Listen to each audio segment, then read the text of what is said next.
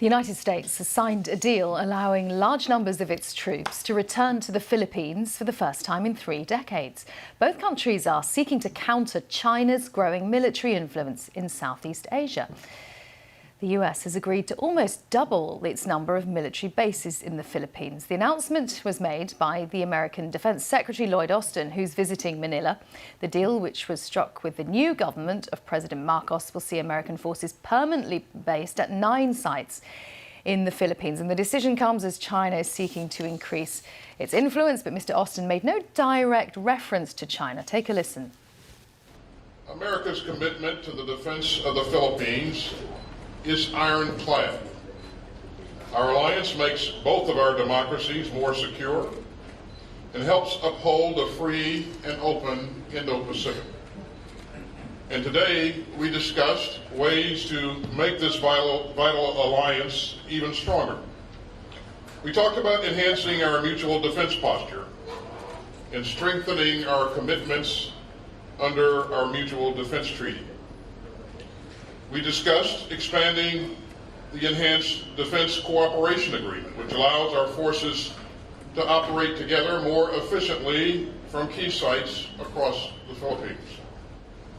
And we're pleased to announce today that President Marcos has approved 4 new EDCA locations. And that brings the total number of EDCA sites to 9. Well, our correspondent Rupert Wingfield-Hayes is in Manila and told me more. Well, the Americans have been trying to get this deal done for quite a long time, all the way back to 2014. It's really been held up by the previous Filipino president, Rodrigo Duterte, who wanted the Philippines to be much closer to China and sought much better relations with Beijing, and therefore blocked any new deal with the US on the military alliance. Now that President Marcos is in power here, he has pushed ahead quite quickly to approve this deal, and that's been a bit of a surprise. But America essentially wants access to the Philippines because of its concern over China's activities, firstly in the South China Sea, but I think increasingly because of concerns over Taiwan and contingencies for the US and its allies. If China were to ever move militarily against the island of Taiwan, they need places to base their troops, to base munitions and supplies. And the obvious place is the north of the Philippines, because if you look at a map of this area, Luzon, the big island of Luzon in the north of the Philippines, where I am now, this is the largest piece of land close to Taiwan outside of China. And so it's an obvious place that the US would want to have a military presence. And that's essentially what they've started to get access to with this agreement today. Be a very significant US presence in the Philippines, Rupert, but that hasn't been the case for about 30 years. What would this new one be like?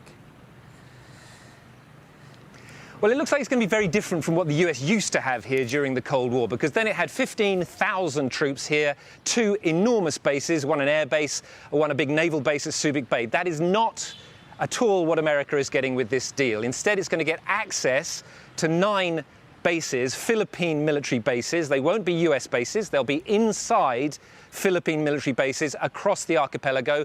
But the new ones that they've got agreement with today, we understand, are in the north. So that's in Palawan on the coast of the South China Sea, and in Luzon facing the South China Sea and also facing north towards Taiwan. And that will be a place where they can build facilities, they can place supplies and munitions, and they will be able to rotate American troops through those bases. So the numbers of troops we're talking about at the moment are relatively small, but they could be ramped up in times of crisis or if there were a conflict.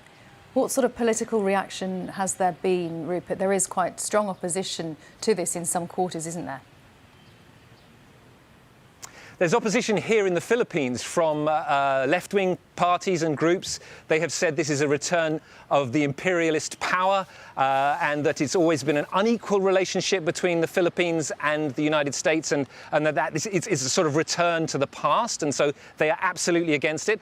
Obviously, China does not like this, and there have been a number of editorials in Chinese newspapers in recent days accusing the United States, of leading the Philippines into a trap. And I think that signifies that China is blaming the United States for this and saying to the Philippines government, look, don't be led down this path. We want to be friends with you. We are neighbours. We want to keep this good relationship. Don't be fooled by the Americans. Don't let them do this. But the Philippines is in a very delicate position because, on the one hand, it wants good economic relations with China, but it's also afraid of China's territorial encroachment in the South China Sea. Rupert Wingfield-Hayes.